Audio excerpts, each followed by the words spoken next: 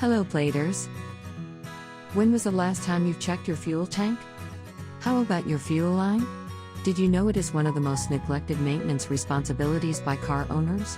Welcome to our daily drive, everyday tips for the everyday driver. In this video, we will learn how to check if your gas is contaminated. Your fuel can make or break your car. However, it doesn't always mean that you should always use pricey fuels.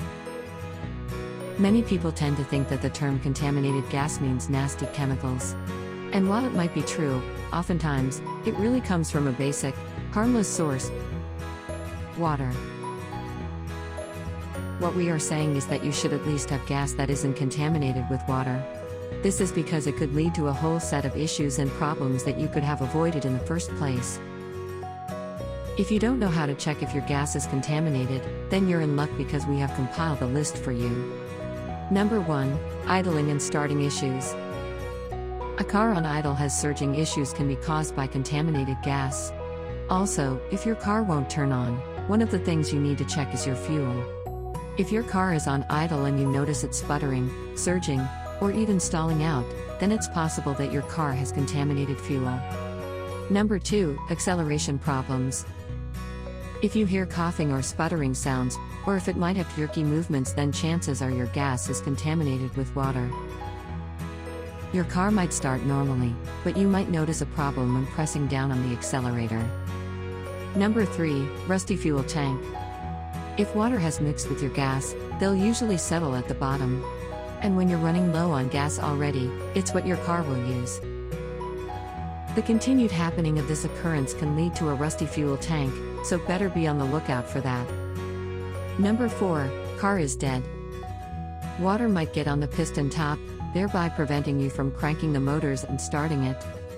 The two most common problems you might meet when water gets mixed with gasoline would be water fouling or water separation. The best way to get rid of them is to have them serviced by a credible and professional mechanic. Don't wait for anything else and head out to the nearest one near you.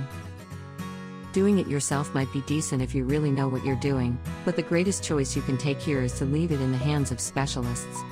Taking a risk by doing it yourself might prime to more problems and expenses, so play it safe and invest in having it fixed by professionals. Do you agree with our tips to prevent fuel contamination? Or did we miss some of your techniques? Comment down below so we can discuss it. We publish a new episode every day. Don't forget to like, share, and subscribe, so that you don't miss out on all of our new releases.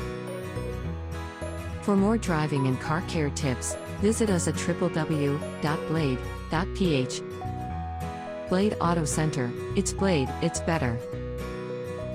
If you like this video, please share it with your friends on social media. Help us build more subscribers by spreading the word around. Click the round icon to subscribe at one of the videos on the left to watch our next feature. See you again soon.